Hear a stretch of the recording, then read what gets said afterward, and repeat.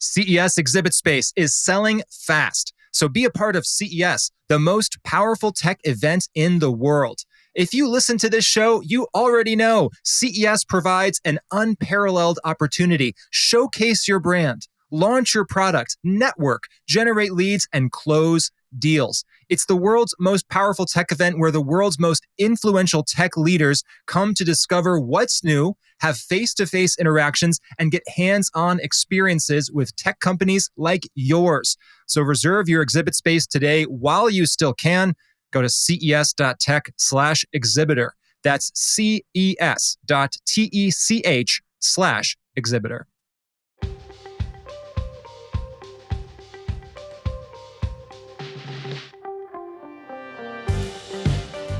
This is CES Tech Talk. I'm James Kotecki, exploring the trends shaping the world's most powerful tech event. CES 2025 comes back to Las Vegas January 7th through 10th. Today, we are all about content and advertising at the Olympics of content and advertising, which is, of course, the Olympics. Dan Levinger is the president for Olympic and Paralympic partnerships at NBC Universal. In other words, he's the one fueling the engine of athletic entertainment as NBC broadcasts the 2024 Summer Games from Paris. He joins us now to unpack the storytelling innovation that will take the viewing and advertising experience to the next level. Dan, welcome to CES Tech Talk. Well, thank you for having me. It's great to be here.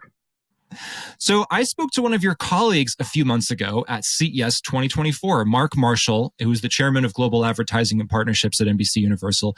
And at the time, he said the Olympics in Paris is going to be the biggest streaming event ever. So I would love you to just kind of set the stage for us. How do we wrap our minds around the scope of what's going to be happening at the Olympic and Paralympic Games? What are we going to be experiencing? Sure. I think I can look at it in sort of two ways. The first way I'd look at it is just the obvious. Every 2 years, from winter to summer or summer to winter, we experience an Olympic and Paralympic Games, and they always break through the cultural zeitgeist.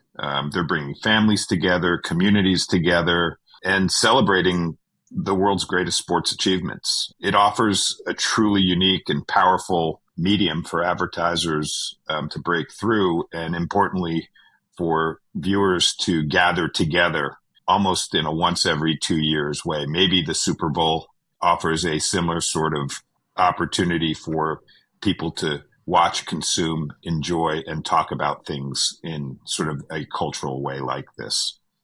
So the 2024 Paris Games will be, importantly, the first games post-COVID.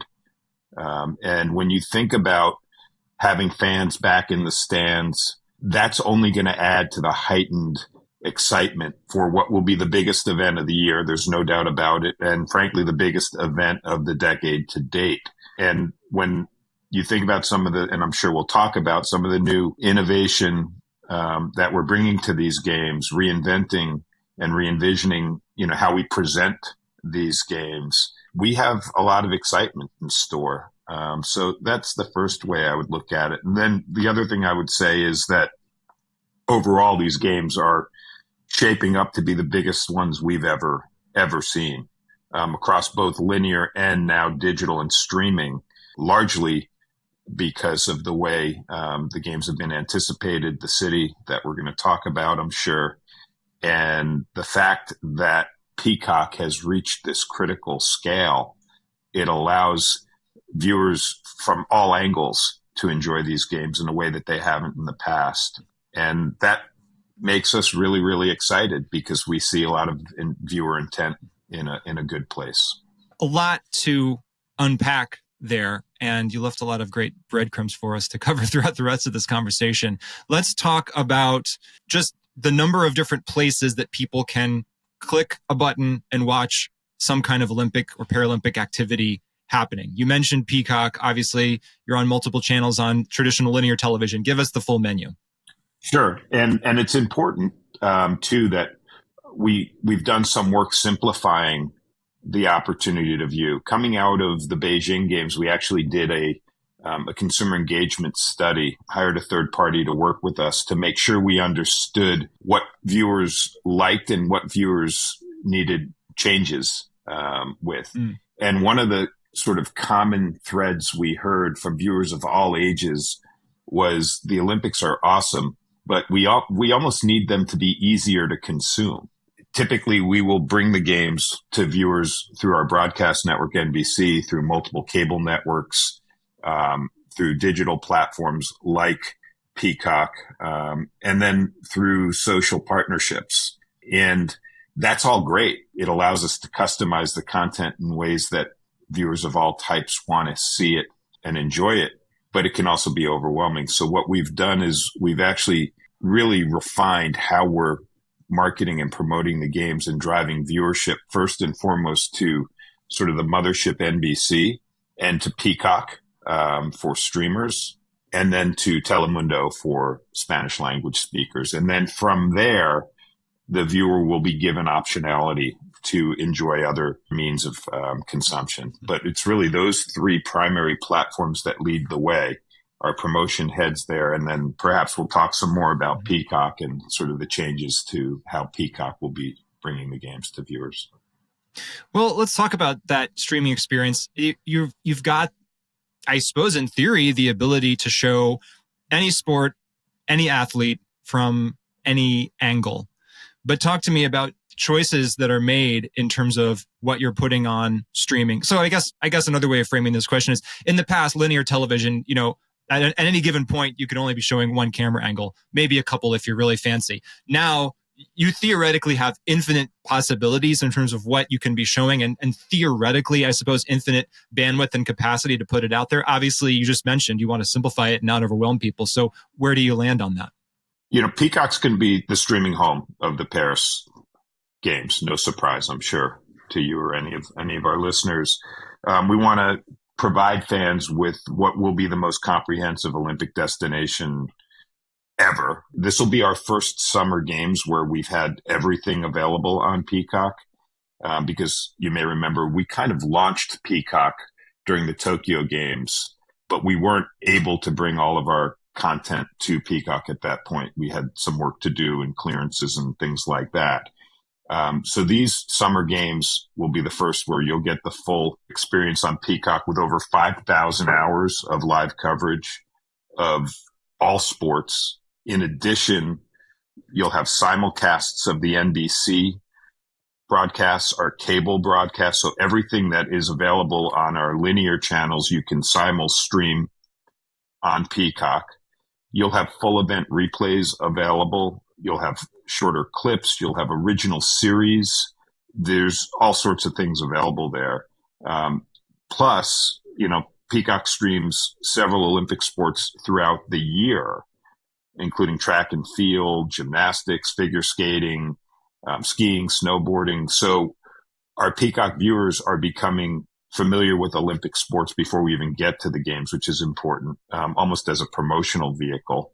And then you think about every single event for the Paralympics also will be available on Peacock, which is fantastic because that's a first time. And now, the exposure for these incredibly, courageous and awesome athletes will be bigger and better than ever. So there's a lot of content there. But I think what's also interesting is we're experimenting with new ad formats. We're launching something called Virtual Concessions, which is going to enable audiences to purchase food and beverages while they're getting ready to settle in. Perhaps, the first weekend of the games, after the first week, we'll have 47 gold medals in 48 hours, Gold Rush weekend. And there's no better way to sit and enjoy, 47 gold medals than, with access to food and beverage, brought to you through your favorite delivery service. So I'm in the streaming experience and there's like a button or something that pops up that allows me to get one of the delivery service brands to bring me my pizza or my drinks or whatever I'm looking for. Yeah, totally possible. And, we're going to launch that each day during our daytime coverage, sort of at the height of, if you think about, during daytime, we're going to have live events because Paris is +6 from the East Coast, +9 from the West Coast. So we'll have Mike Tirico actually come on midway through our daytime coverage and sort of signal to the viewer that stuff's about to get real. This is going to be, the beginning of the big event. And yes, there'll be a QR code and you'll be able to scan and go straight to whatever delivery service that we end up bringing to the screen. So yeah, it's really exciting. It's the type of, innovation that we can bring to these Olympics that we haven't had in the past. We revealed the new Peacock Olympic user interface at our 124 event a couple of months ago. And it's slick. It's elegant. It's really intuitive. It allows the user to find the sport they want quickly. They'll be able to watch basically any sport they want, either live or they can tape it or pin it, so to speak. Tape's an old term. Pin it and put it in their My Stuff folder. It'll be delivered to their folder. They'll be able to watch it whenever they want. So there's no end of possibility, as you were saying earlier, to the consumption options. And that brings it back to something that you mentioned just a bit ago, which is the idea of viewer familiarity and viewers increasingly becoming familiar with the options that are available to them through streaming, the way that streaming works. Do you feel like there's any additional, and it sounds like the new interface is quite intuitive for folks, but is there any additional, quote, training that you need to do of the consumer, of the viewer, to let them know it's simpler, it's easier, but this is kind of how it works now? I don't think so. I think, we're really counting on the fact that a lot of our viewers are pretty savvy streaming consumers already. And, based on sort of the way we've introduced the product, and as I mentioned at 124, we showed it off, we really do think that anybody from, the most, I guess, adept Gen Zer to, my mom will really feel comfortable working with Peacock. I think, there's some incredibly useful features for, again, viewers of all ages. We've got a feature called multi-view, where you'll be able to watch 4 different events going on, and yes, you'll be able to then telescope into the event of your choice. So it gives you an opportunity to sort of sample different properties within the Olympics at once. It kind of turns us into producers. Like show producers or like show editors or directors. We got all these cameras and we can zoom in on what we think is interesting.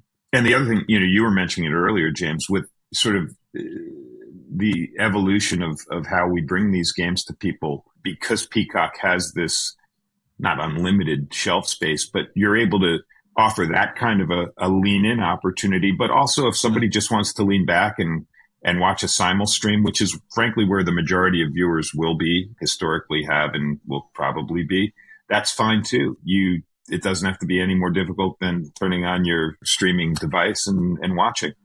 You mentioned that folks can go on to Peacock and watch the NBC coverage. Is the NBC brand within that ecosystem kind of like the flagship? Like if you're just going to turn it on and kind of casually watch, here's a curation of what we think is the most interesting thing going on right now, and that's the NBC channel within that ecosystem? Yeah, I think our hallmark with the Olympics has always been the way we storytell. And quite honestly, we got away from that during the last 2 games, I call them the COVID games of Tokyo and Beijing, not because we didn't want to tell the stories, but we literally couldn't get to the places. We couldn't get into the countries, deep into the cultures of the countries. We couldn't spend time with the athletes. So NBC is, I think, really adept and known for our ability to get people vested in the athletes before we even see them perform. And you'll see that on NBC. You'll continue to see that. I think, again, that 6-hour time difference between Paris and the East Coast allows us to take an event that's already happened during the day and represent it on NBC.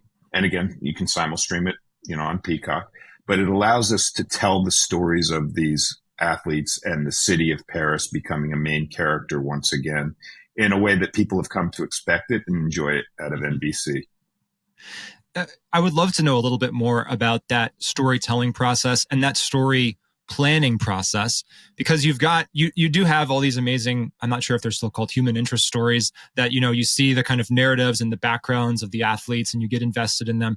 But you also have to do this in the context of real-time, real-world events that are changing all the time. Some people might get injured, some people might win who you didn't expect and that you weren't focused on, and now the story changes. So it's this constantly evolving real-time story combined with this, I assume you've been planning it for a long time, these different narratives of athletes and other stories that you want to follow. So how do those two things come together? How do you think about that balance?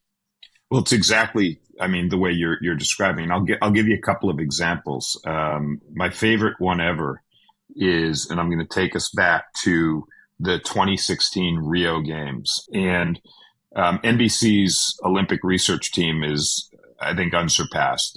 And we've got people that have been part of the Olympic movement working at NBC for 20 games. Massive, wow. Massive dedication and commitment to the Olympic movement. And so if we go back to the 2016 Rio Games, Michael Phelps swimming the 200 fly, it's the finals, and his arch nemesis is an Australian swimmer named Chad Clos. And Chad, we knew that Phelps and Chad, it was going to be a showdown. And Phelps might not win. And so what we did was in the warm-up room behind where they come onto the pool deck, they're sitting in the warm-up room, and we had a camera back there. And we literally see Michael with his hoodie up. He's got his earphones on. He is locked in. He's not willing to recognize anyone or anything other than whatever he's visualizing. And then you see this Australian swimmer, Clos, and he's dancing and shadow boxing almost like he's a prize fighter, literally like he's a prize fighter before going into the ring. And he's doing it in front of Michael, in front of Phelps. And Phelps is just staring straight through the guy. He's not acknowledging it at all. And so we get to the pool deck. And of course, our Rowdy and Dan Hicks, they're playing this up. They're like, can you believe this guy? And look at Phelps. He's locked in. And so we get to the race, and Phelps beats him literally by a nanosecond. And all he does is he raises the number one finger and he points it at Clos. And that's a story that we're telling, before the race, during the race, and certainly right after the race. So you can plan that, but it's not by accident. It requires a lot of thorough research. It requires commitment, cameras in the right places. So you do that. And that, those become those winning moments for NBC in our coverage. But then to your point, you've got other stories that are emerging as we get through the games. And what that comes down to is, again, a level of experience with these games in our production and direction chairs. And certainly when you think about guys like Mike Tirico and all of our analysts who have done, so many of these Olympics, they know how to pivot and they know how to find the right stories and frankly, find them with the right tone, because not every story is a great story. And, we're going to tell all of the stories the way that they need to be told. So I think it's a combination of that prepared, incredibly, well done story, and then the on the fly. And then the last thing I will tell you is we do every year, or every games, we used to call it the WeHo shoot, the West Hollywood shoot, where we would bring 100 or so athletes to a studio in West Hollywood, and we would shoot some B-roll footage. We'd shoot some interesting content with them that we would intersperse with our coverage, and you'd find it in our daily, coverage during the games. We've taken that up a huge notch this time around. We brought the WeHo shoot to the Universal lot. We brought state-of-the-art technology, so we were able to superimpose our athletes into Parisian landmark sites and also do a bunch of really cool 360-degree sort of visualization. And you'll see a lot of that. You've already seen some of it in some of our promotion of the games, but you'll see a lot of that content show up in the games as well. And are the athletes, for lack of a better term, game to do this in all cases? Do you have to work with a variety of different personalities? I mean, someone who gets into this because they're really good at a certain sport may or may not be media savvy, good on camera. They might not even like it. And we see that in professional sports all the time with certain athletes. So how do you balance all of those things? So, it's fair to say that these athletes are all human beings, and some of them, to your point, are very comfortable in front of the camera. Some of them are not. Some of them want camera time. Some of them don't. And, again, through the course of the learning, and some of these are repeat athletes, from games to games, we get to, sort of understand the ones that want to be there and the ones that don't. And quite honestly, some of the most important athletes, in terms of likely to medal or have medaled or have really interesting backstories, they might not want to do it. And we have to manage that and work with them because, ultimately their number one goal is to perform to their best ability when the games come. So yeah, it's a balancing act. The one thing I will tell you too is, with social media, what we've been able to do is launch a program called Fortius, where we're able to work with athletes to help them build their own profile. We're giving them the tools because many of them just don't know how. The younger, more tech savvy athletes, and most of them are fairly young, by the way, are pretty savvy, but some of them just don't understand it and they don't understand the implications. So Jenny Storms, who is our chief marketing officer at NBC Sports and Entertainment, and Lindsay Signor have built this, wonderful program that gives the athletes the tools. And Fortius, is that a brand name of something that is within NBC Universal? Is that another company that you're partnering with? No, it's a play on the Olympic motto, Sidious Fortius Altius, higher, faster, stronger. Okay. So this is that's just the name of the NBC Universal program to help them improve their social media. Yeah. Do you ever run into trouble spots with athletes who have large social media followings, but are telling stories that are potentially countervailing to the interests of NBC?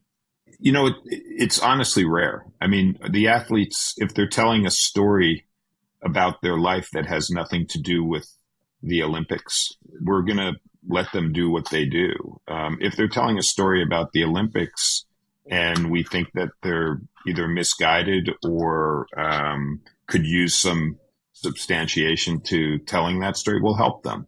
But I can't think of a time when we've, said, hey, don't do that. That's certainly not our right to stifle an athlete's voice. And we wouldn't do that.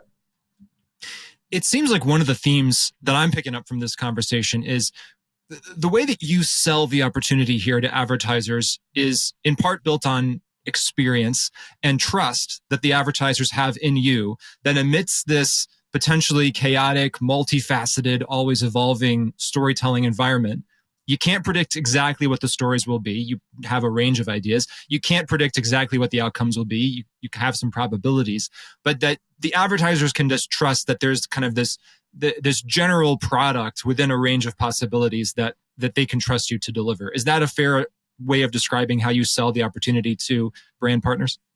Yes. And I think we start from a place where there's no other place in media to reach a scaled audience in such an incredibly uplifting environment for a brand. And that is a truism regardless of whether you're a first-time advertiser, a repeat advertiser, a small spender or a large spender. So we go there first with people and we prove it with numbers and research.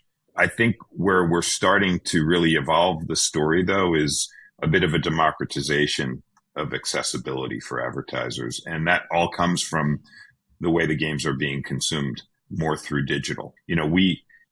In the Tokyo Games, the most recent summer games, we probably had about 8% of our total consumption coming from digital.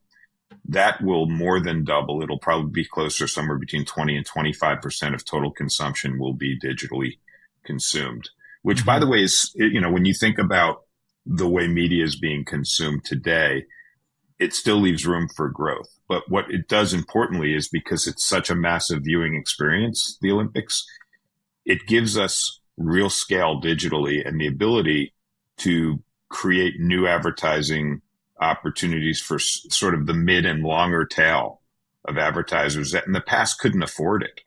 A unit cost, on our linear channels would just, eat up an entire year's budget for some advertisers. But now we can do that, and we will launch during the games our first ever PMP. So we'll be, making inventory available programmatically for advertisers to it'll be biddable, and they'll have to hit a price to get in. But it's a whole new way of bringing the games to advertisers, and on top of that, we can bring data in, using NBC Universal ID. We've launched sort of a cohort already. We call it the Olympic Lover Cohort, where you can reach fans of the Olympics both before and after the games. And you can layer on top of that other rich consumer data. So, something like heavy users of fast food that love the Olympics. And you could imagine who might be interested in that. And again, using our targeting tools and one platform now, we're able to do that.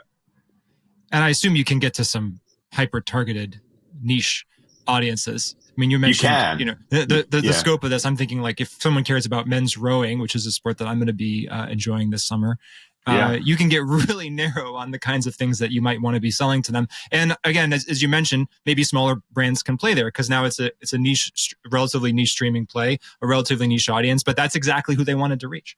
Yeah. And it's ironic too, because, the Olympics at its best is this communal viewing experience. It's the one or maybe two or three opportunities all year to reach consumers at scale. The rest of the media ecosystem is trying to reaggregate fragmented audiences to create this environment where you can, reach a ton of people all at once in a consistent environment. Yet we're also creating this opportunity. If you want to go the other way and you want to really create a niche cohort, you can do that. And I think like any other targeting tool, though, the more narrow you get, the harder it is to create critical, scale, even if it is a niche audience. And you just have to manage that. And we can with NBC's tools. I want to ask you two more questions. The first question is going to take us on an interesting brief tangent, and then we'll bring it back to the Olympics at the end.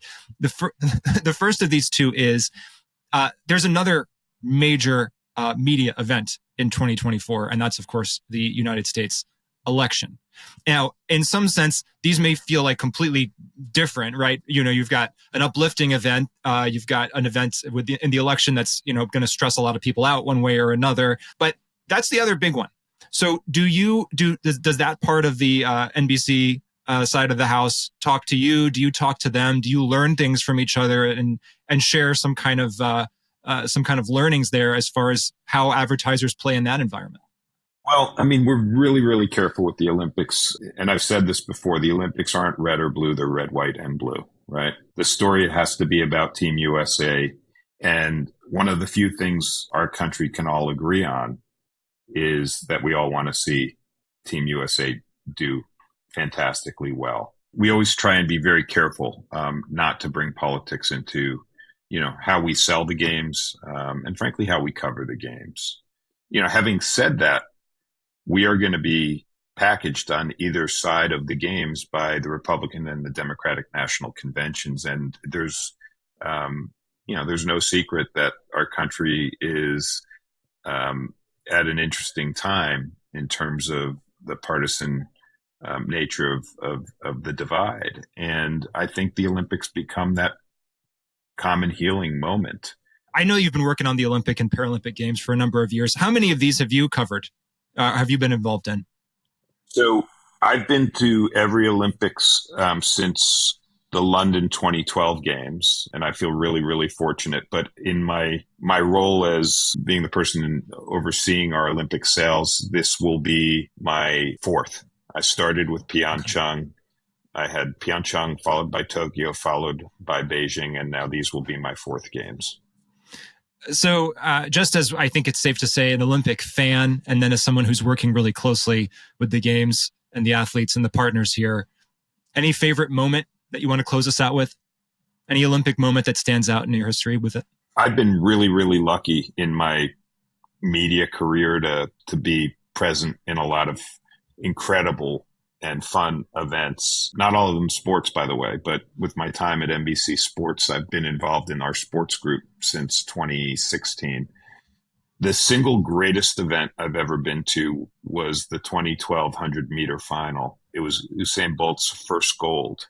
Ooh. And it was It was in the evening in London. We walked in, we had great seats. My wife was with me and she was thrilled because we were actually about 10 rows ahead of the Royal box, and she's a huge fan of the Royal. So she was happy. And, the race is about to go off, and all of a sudden in walks the USA men's basketball team. And it's Kobe and LeBron and James Harden, Kevin Durant, and others. And there's a buzz, you've got this fastest man in the world about to be determined. And all of a sudden these guys, and they had better seats than us, they take their phones out. And I'm not sure that's legal, but they're taping this race. And to me, that's game respecting game. That's, world-class athlete respecting world-class athlete. And there was just something about it. For me, it was like, wow, this is it. This is the big time. This is as big as it gets in sport. And of course, the race was electric and Bolt won. And that was the beginning of his 3 gold medal run. Well, Dan Levinger, President, Olympic and Paralympic Partnerships at NBC Universal, we really appreciate your time today. I got chills hearing that story, and I hope that everybody watches the games and I wish you all the best for all the work that you have done, but all the work that I know that you and your team is going to continue to do to bring the games to us this summer. It's totally my pleasure. Thank you for having me. I think we're in really great shape. These games will be beautiful. They'll be iconic and they'll be successful. We're basing in a place we want to pace in. We expect to be the most successful games ever from a revenue and a viewership perspective. So thank you very much. Best games ever. You heard it here, folks. Well, that's our show for now. But there's always more tech to talk about. So if you're joining us on YouTube, please subscribe, leave a comment. If you're listening on Spotify, Apple Podcasts, iHeartMedia, wherever you get your podcasts, so you can hit that follow button. We'd really appreciate it. Let's give those algorithms what they want. You can get even more CES and prepare for Las Vegas at ces.tech. That's ces.tech. Our show is produced by Nicole Vidovich and Mason Manuel, recorded by Andrew Lynn, and edited by Third Spoon. I'm James Kotecki, talking tech on CES Tech Talk.